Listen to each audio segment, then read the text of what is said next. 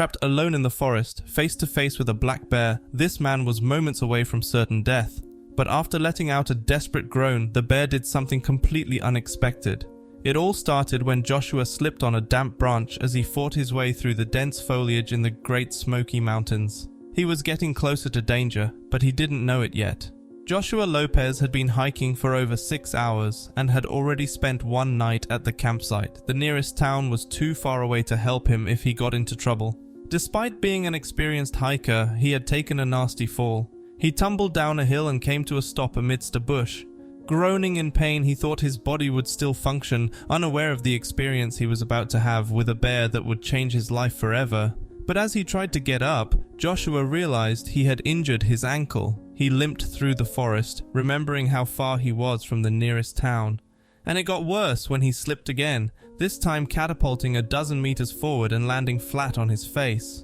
As he curled up in pain, Joshua forgot that the park had an estimated bear population of about 1,500 bears. Presumably, one of the bears heard his cries of pain. The black bear perked its ears, sensing an intrusion into its territory, and soon it was on its way to Joshua, who was helpless on the ground, crawling and trying to sit up. Joshua could sense that it would take a miracle to survive before he could take aim at the bear.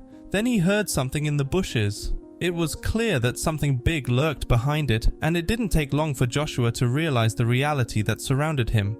A bear extended its neck and almost looked down directly at Joshua, as he could be its next meal. A black bear can kill a human in a matter of seconds. The claws protruding from its paws could disable a human with a single swipe. Joshua knew all this. His father had taught him everything about bears when they went hunting together. Suddenly, he remembered the hunting knife he wore around his neck. He reached for the knife and mentally prepared himself to throw it high in the air towards the bear. But before he could retrieve it from his pocket, Joshua blacked out. Partly from exhaustion and partly from sheer terror, he was certain he had died. In the brief moments of blurred consciousness, Joshua recalled the bear's hot breath, which had been close to his face. But the next thing he remembered were hazy images of an unfamiliar environment. It took a few seconds, but slowly he could make out the wooden interior of the room and then some furniture. Joshua soon realized he was inside some kind of bear den. He screamed as he saw the same black bear walking through the door. He jumped up and grabbed the chair next to his bed, using it as a shield between himself and the menacing-looking bear.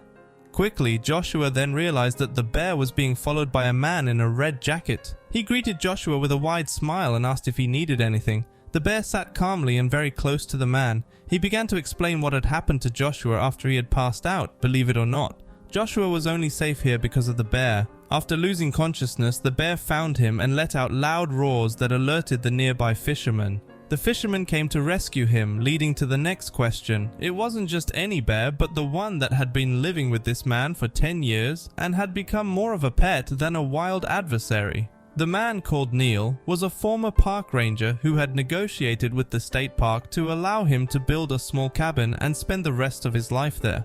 Neil had helped this bear one day when it was in trouble.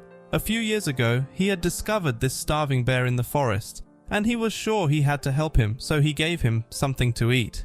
He had heard stories of bears showing trust in humans, but he never expected to be so lucky as to encounter such an animal. On that day, the bear followed him all the way back to his cabin and refused to leave Neil's side in the following days. The bear stayed close to Neil's cabin only. When Neil woke up in the morning, he would open his bedroom window and see the bear waiting for him as if it wanted him to come out. Neil was initially suspicious of why the bear was behaving so unusually, but then he formed a bond with the bear. He named him Phelps. Neil fed the bear every day, and the animal accompanied him on his fishing trips through the park.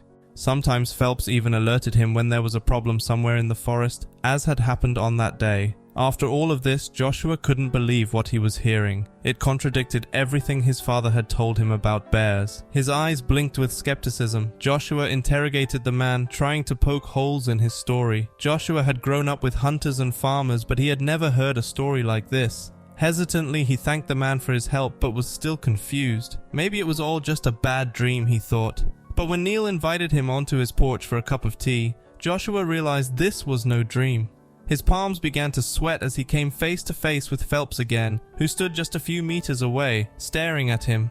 He looked at the animal from top to bottom, the claws, the teeth, and the huge body of the bear that could tear him to pieces in an instant.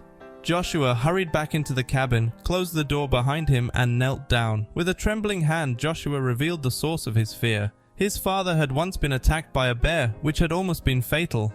As a child, he hadn't witnessed the attack, but the aftermath was etched into his memory. He repeatedly saw the image of his father returning home bloody and bruised, collapsing on the floor. He was always prepared and carried a hunting knife because his father had told him how dangerous bears were. He had even illegally hunted bears himself more than once.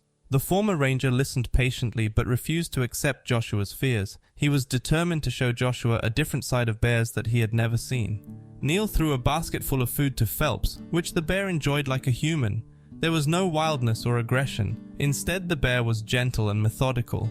Neil explained that black bears didn't often eat meat. That was a widespread misconception. The basket was filled with fruits and nuts, which they lived off in the wild. Occasionally, Phelps also ate some fish, but most of the time, this animal was a vegetarian. That surprised Joshua, who had always thought that bears ate meat. Even behind the screen door, Joshua felt beads of sweat forming on his forehead. He had gotten up groggy and disoriented, but now he was wide awake. Despite the bear's seemingly playful nature, Joshua was still not convinced by the old man's story.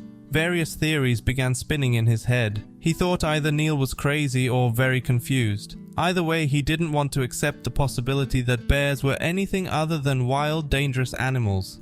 But Phelps was about to prove Joshua wrong. While the bear ate its food, Joshua finally felt comfortable enough to sit on the porch with Neil. They quickly lost themselves in conversation and discovered that they shared many of the same hobbies: hiking, fishing, camping. They were two men of nature. As they talked, Joshua lost sight of the bear. He didn't notice how it quietly disappeared into the woods, but in an instant the bear came back through the bushes and Joshua braced himself for the worst. Beside him, Neil stood up attentively and let out a wild roar. The bear rose up on its hind legs, striking a powerful pose. As Joshua staggered in fear, Phelps went back into the woods and Neil ran after him. Joshua called him back, but Neil shouted for him to join them. Joshua was frozen, looking around at the wall of trees. His instinct told him to stay near the cabin. Then suddenly, for reasons he couldn't explain, Joshua ran after the bear and Neil to catch up with them. When Joshua had them in sight again, he could see that the bear had sniffed out something. At first, Joshua thought they were happy puppies, but upon closer inspection he noticed that they had much more in common with Phelps than with any dog he had ever seen. In that moment, it dawned on him that they were two bear cubs who had been somehow left alone in the forest. The cubs looked around in fear, searching for a familiar face. Although Neil had no experience with such situations, he decided to bring the cubs into his cabin and wrap them in a blanket to keep them warm. He wanted to search for their mother, even though he thought he had never seen another bear besides Phelps. The chances of a reunion seemed slim, and the journey back to the cabin was silent. Joshua's perception shifted as they arrived back at the cabin. He watched as Phelps gently held the cubs and played with them. It was heartwarming, and Joshua realized something important. Bears weren't always aggressive and dangerous, as his father had told him. They could also be gentle, loyal, and caring. After a few hours and a generous lunch, Joshua thanked his hosts Neil and Phelps before making his way out of the woods. After a few days of this surreal experience, Joshua felt like he was emerging from a dream. But since that day, Joshua returns to the Smoky Mountains every year, not just for the hike, but to visit Neil and his friendly bear. What an incredible story.